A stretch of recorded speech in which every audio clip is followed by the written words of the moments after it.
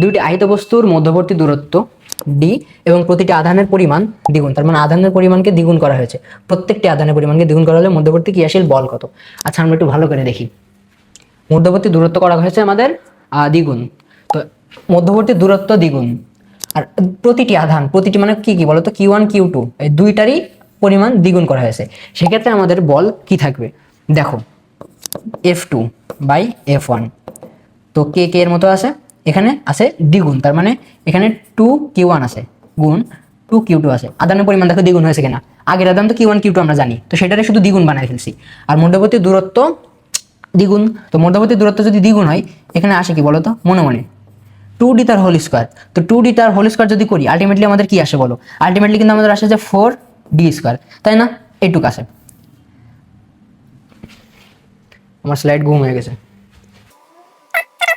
যাই হোক স্লাইড যেখানে যাই যাক। তো আমাদের আসলে 4d স্কোয়ার, তো এখান থেকে আমরা এটুক কিন্তু মুছে দিতে পারি। এটুক মুছে আমরা লিখতে পারি কি, যে 4d1 স্কোয়ার, আর নিচে হচ্ছে K Q1 Q2 by d1 square থাকলো। এবার এখান থেকে দেখো উপরে কিন্তু 2 দুগুণী 4 হয়, তার মানে 4, আর নিচে আছে 4, তো ভাগ 4। আর এই পাশে আসে যে 2Q1 আর 2Q2 বাই, ও 2 তো এখন আর থাকবে না, না না 2 তো আমরা এই পাশে গুণ করে দিছি। আর নিচে থাকে হচ্ছে d1 তার স্কোয়ার, আর নিচেও কিন্তু এই সেম জিনিসটা থাকে।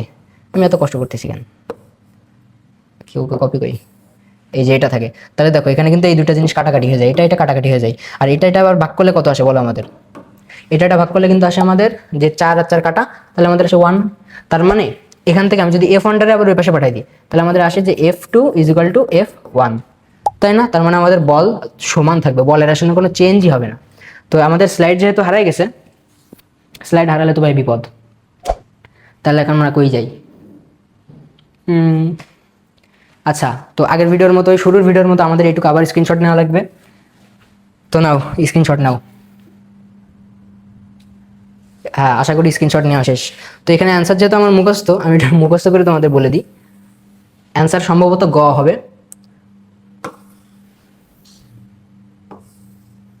ঠিক আছে, তো গ নম্বরের অ্যান্সারে ছিল যে এই যে অ্যান্সার